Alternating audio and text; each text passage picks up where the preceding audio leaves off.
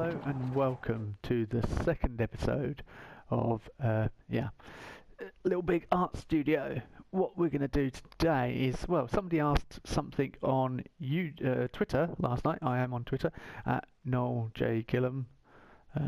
Just search for that, or Daddy McQueen. LittleBigArt Studio, sorry, LittleBigArt Studio, not my PSN username. You won't find me that way. If you search for me on there. Anyway, he asked me about something that I thought, well, there's tutorials in that, and then I thought, actually, I remember being on the PS3, there was no tutorials. He was asking about bendy rails. I did a bit, the Victoria bit, I think, in yesterday's episode, and yeah, I did that slide thing, and he was like, how did you do that? And I thought, oh, that's pretty standard stuff, but it would seem that people don't actually know. So I'll do a step-by-step how to create that. Go in here, grab your bendy rail, and that's exactly what you want. I'll tell you some pitfalls with it as well. So we've stuck it there, it's all in the same layer. Let's bring it back, that's with L2, and then L2 again. And yeah, there you go. It's going right back into the screen. And now let's have it go up, because it's a roller coaster. And over here, and over here, and over here. But okay, looks a bit silly. So let's try a bit of a different approach actually. We want to get rid of that.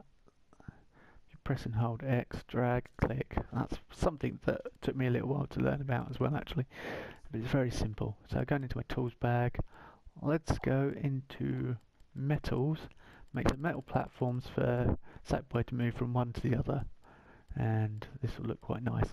Then I'll build a scene around these metal platforms. See, there's a method in my madness, and if need be, it'll be a double episode. So let's have a look. Tool patterns, black. Black as the night. Yeah. Right, let's go for this. Another thing that I've noticed with a lot of levels in LBP, and definitely is something that applies to even some of my levels. We're probably all guilty of it to some extent. Everything looks like it was created in Minecraft. Of course, it wasn't created in Minecraft, but it all is square. We do have hexagons. We can choose hearts. We do have circles as well. Circles, I'm quite fond of them. I quite like them. You find a few of them popping up in my levels. Even in my Egyptian level, I think I managed to sneak a circle in there somewhere. It's all stuff. Right, so let's have a look. We want to be above this layer. So are we on this layer? Yep, hang on. I didn't really want that to happen. No, I didn't ask you to do that. A bendy rail does stick to things as well, which can be a little annoying, because I actually just want it to hover above that. Sometimes you get a little red reading.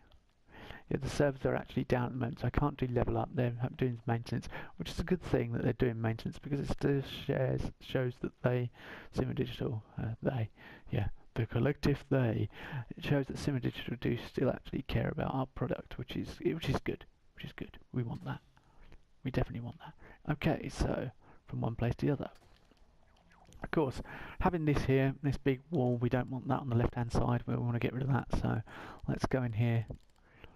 Ambience across here. I can't remember where it is. There's so many options in this game. Here we go. Dynamic thermo. Large. Actually, if you want to do high detail, you want small loading size. That's how this thing works, but it just means a lot more loading. It tends to be a bit more fragmented as the player plays. I mean, if you're doing large environments, square, perhaps you want square to load. I think square is probably best for what I'm doing here. And we want the background to be a tree. No, we don't want it to be a tree. We want it to be infinite, which means never ending, can go anyway, which means we're not restricted now to just going to the right. In fact, levels going to the left are few and far between, and when you do it, people tend to pay attention. Right, so we now have that. So that's all done, and we think, right, we want to attach something to it. What you need to come into your global tools bag, grab this little doozy and stick it on here. There we go. It is now connected. It now should move along of its own accord. It's doing its own thing very slowly, but it is doing its own thing. So let's give it a bit more speed and up the deceleration so it stops pretty quickly. Yeah, well, we don't want it to be violent, but yeah, it's visible in gameplay. We want it all visible, so yeah. Ding, ding, ding, ding, ding. The player waits. People don't like waiting in LVP games. People just don't have patience these days, you tend to find. Years ago we had to wait. We put a tape into a console, press play, or yeah, play I think it was, and walk away and make cups of tea, have dinner, come back. The game may have loaded if you were lucky. And you think I'm joking. Anyway, let's get back to this. So we want a material to grab. If we're going with this kind of industrial, I was going to do like a kind of like, I don't know, in a foresty type environment. Quickly show you something like that.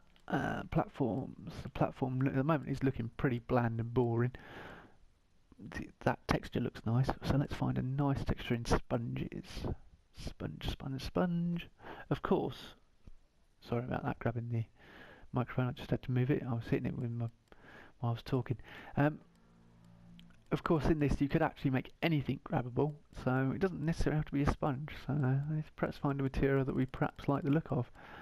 Let's have a look down here. What's right down the bottom in the deep, deep, dark depths of LVP? We have black leather panels. Less said about that the better, I guess. We have coloured leather. Yeah, I don't know what to go for. Perhaps stick with the metal look, and let's find a metal to grab. And this would be a good way of demonstrating how people do these sort of things. It's all very simple and basic stuff that I'm just going to show you here. Of course, I will get more complex, and the more things you think of, do leave comments below. You know, that'd be great. I will read the comments. I read all comments. I give them a like, or I reply to them, or whatever. Also, you know, I probably don't need to tell you this, but subscribe if you want to find out when I produce new videos, because it's going to be pretty random. I have a pretty hectic home life as well. And I will also be posting, yeah, as I say, posting random, so subscribe, but I don't need to tell you to do that really, do I? Subscribe, and if I tell him, I would credit my audience with a bit more intelligence, so I don't need to say like and subscribe, because like, I'm not desperate for attention. If you find my tutorials useful, then you will subscribe. It's as simple as that. Yeah. Okay, so we want to make this grabbable, but first of all we want it to be attached to the rail, because otherwise it's not going to do anything. It's just going to fall to the floor and look pathetic. We really don't want that. So bit of string. Now let's go for something a bit more metallic. A rod. a winch. Yeah, let's even go for a winch. Yeah, I quite like winches. Turn the grid off. Stick winch. Winch. Winch. Now we can make it move up and down should we need to, but at the moment I really don't want it to, so 13, yeah, let's put this 13. 13. Alright, whoops. Yeah. Whoa, whoa, whoa, whoa, calm down, calm down, calm down. There you go, the problem's with creating.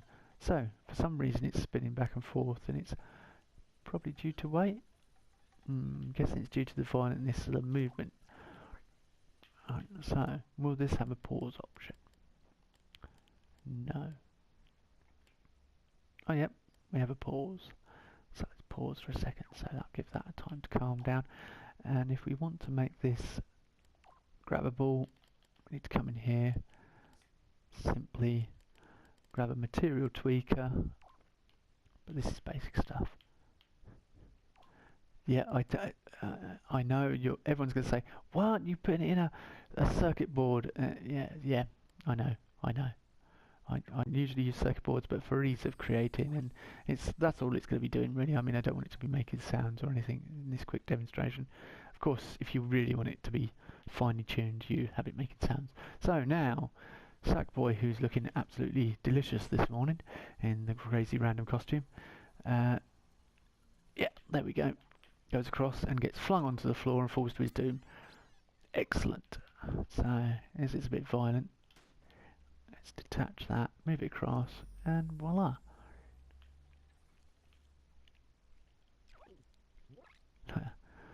Keep forgetting now. Right, okay, so we now have our very basic, and that is how you do a basic aerial grab thing. So what I'll do in the next episode is I will add more to this. I'll make it look a bit nice. In fact, I'll make it try and look like a foresty type environment, perhaps a bit Endorish, if you want to put a name on it. So give you some visual image to go from, and that's a good point of reference. I think everyone pretty much knows what I mean when I say that. Of course, if you don't know what I mean, then yeah. Just type it in Google, you'll find it. I'm sure there's bound to be the odd picture or two. Yeah, there's one thing about me. I was born I grew up with all that around me. So, yeah, Star Wars is a big thing in my book. And I was quite happy when I got the chance to take my boys to see a Star Wars film earlier this year. That was one of those in the old to-do list. Let's put a nice panel on here for Sackboy to stand on. In fact, let's make it slightly wider. Voila.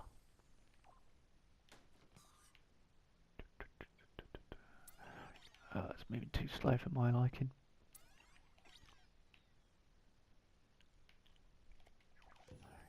Voila. It naturally makes all the noises we want. Perhaps we want some way of getting up there. So some way of getting up there, we'll put something climbable, and I know which climbable material to use because I'm using it a lot at the moment. I think I've probably got a bit of a thing for it. Bit worrying. It's the one that looks closest resembles a ladder when created. Put down. You just to get it perfect, you use the UV tool. If you don't know what I mean by the UV tool, I will show you shortly. So let's put that there, and now you can get up and down off the floor. Hurrah! And there's much rejoicing. Yeah, it does look perfect to me. Oh no, hang on. Not quite right, because there's that in there. So we come into our star in personal, grab the UV tool, select this, and across. We now have a ladder. Hooray! So Sackboy can now climb up there.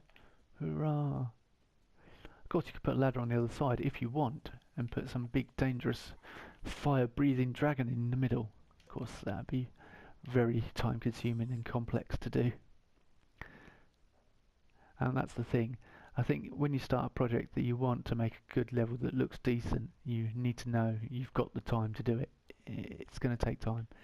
Regardless, it takes a lot of time. All the people that do it, I mean, Scary Biscuit creates very quickly compared to a lot of other creators, and he does it well. That's the impressive thing. Yeah, that's not.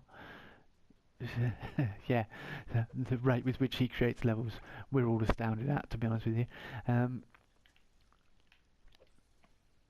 But then there's people like me who take ages to create the simplest level. I mean, that thing, the Egyptian level I showed you in episode 1, about 3 weeks making that one, and I did the odd little other thing with it, but that's mostly doing that, and that's going some. That's doing a good 3 or 4 hours at least a day, you know, at minimum, if not more, on some days. Okay, so we now have a wonderful little platform. So if you found this helpful, please leave comments, let me know what you think, and in the next episode we'll show you how to make it look decent. Perhaps a tar pit or something that suit the foresty look, some trees around it, it'll look nice, and perhaps some leaf effects and some nice lighting. We'll add it all in. I'll slowly build it up into a nice little scene, and we'll get there. So that's the plan, and I'll see you in the next episode. Bye!